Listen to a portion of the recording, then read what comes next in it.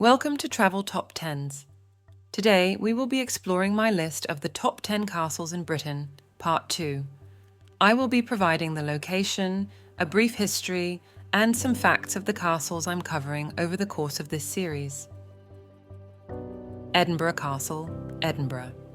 Edinburgh Castle is a historic castle in Edinburgh, Scotland. It stands on Castle Rock, which has been occupied by humans since at least the Iron Age.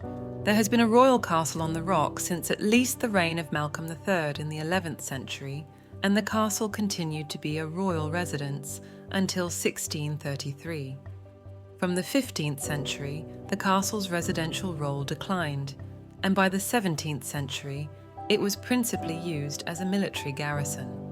Its importance as a part of Scotland's national heritage was recognised increasingly from the early 19th century onwards, and various restoration programmes have been carried out over the past century and a half. It is located at the top of the Royal Mile, at the west end of Edinburgh's Old Town. The volcanic Castle Rock offers a naturally defended position, with sheer cliffs to the north and south, and a steep ascent from the west. The only easy approach is from the town to the east, and the castle's defences are situated accordingly, with a series of gates protecting the route to the summit of the Castle Rock. Edinburgh Castle has played a prominent role in Scottish history and has served variously as a royal residence, an arsenal, a treasury, a national archive, a mint, a prison, a military fortress, and the home of the Honours of Scotland, the Scottish Regalia. As one of the most important strongholds in the Kingdom of Scotland, the castle was involved in many historical conflicts from the Wars of Scottish Independence in the 14th century to the Jacobite Rising of 1745. The castle holds the National War Museum of Scotland, which forms part of the National Museums of Scotland. It was formerly known as the Scottish United Services Museum, and, before this, the Scottish Naval and Military Museum, when it was located in the Queen Anne Building. It covers Scotland's military history over the past 400 years and includes a wide range of military artefacts, such as uniforms, medals, and weapons. The castle is home to the 1 o'clock gun, which is a time signal fired every day at precisely 1 p.m., except Sunday, Good Friday, and Christmas Day. The time gun was established in 1861 as a time signal for ships in the harbour of Leith, 2 miles away. The castle has become a recognisable symbol of Edinburgh and Scotland.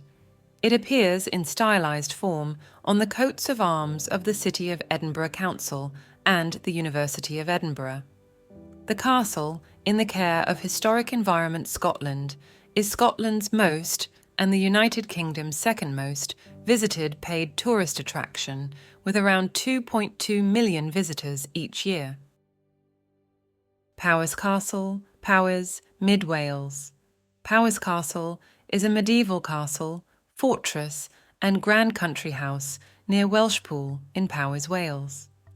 The seat of the Herbert family, Earls of Powis, the castle is known for its formal gardens and for its interiors, the former having been described as the most important and the latter the most magnificent in the country. The castle has extensive formal gardens, terraced gardens and parkland surrounding it. The garden historian Elizabeth Whittle considers the gardens at Powis to be the most important and magnificent in Wales. The castle and gardens are under the care of the National Trust and receive around 200,000 visitors per year. Powis Castle is a Grade 1 listed building, while its gardens have their own Grade 1 listing. The present castle was built in the 13th century. Unusually for a castle on the Marches, it was constructed by a Welsh prince, Gruffydd ap Gwenwynwyn, rather than by a Norman baron. One of the main attractions of the castle is the Clive Museum, founded by Robert Clive, 1st Baron Clive, also known as Clive of India. Clive has been widely credited for laying the foundation of the British East India Company, EIC, rule in Bengal. He began as a writer, the term used then in India for an office clerk, for the EIC in 1744 and established company rule in Bengal by winning the Battle of Plassey in 1757. Much of the wealth amassed by Clive was loot that was illicitly collected after the Battle of Plassey. Several of Clive's acquisitions are on display in the Clive Museum at Powis Castle.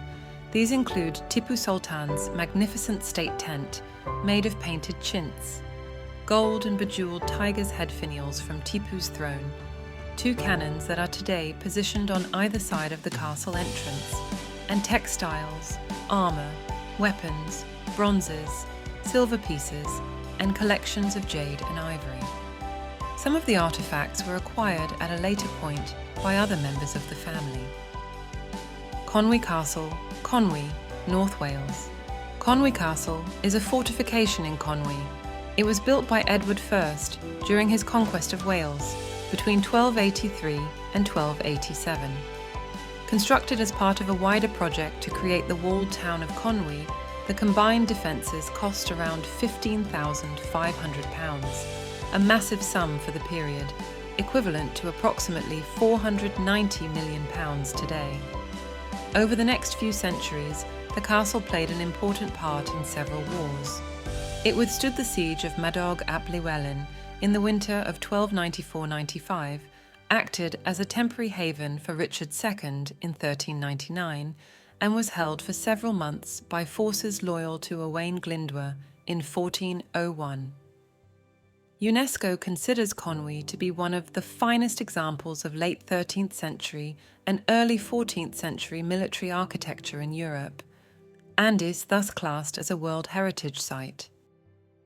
The rectangular castle hugs a rocky coastal ridge of grey sandstone and limestone, and much of the stone from the castle is largely taken from the ridge itself, probably when the site was first cleared, though there was not enough to complete, and stone was also imported from nearby regions.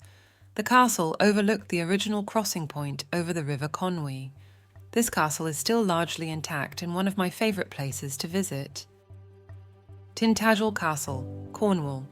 Tintagel Castle is a medieval fortification located on the peninsula of Tintagel Island, adjacent to the village of Tintagel, Trevena, in North Cornwall. The site was possibly occupied in the Romano-British period, as an array of artefacts dating from this period have been found on the peninsula, but no Roman-era architecture has been discovered so far. The castle was built on the site by Richard, 1st Earl of Cornwall, in the 13th century during the High Middle Ages. It later fell into disrepair and ruin. Tintagel Castle has been a tourist destination since the mid-19th century. While the castle is in the possession of William, Prince of Wales, as part of the land holdings of the Duchy of Cornwall, the site is managed by English Heritage. The castle has a long association with legends related to King Arthur. This was first recorded in the 12th century, when Geoffrey of Monmouth described Tintagel as the place of Arthur's conception in his mythological account of British history, Historia Regum Britanniae.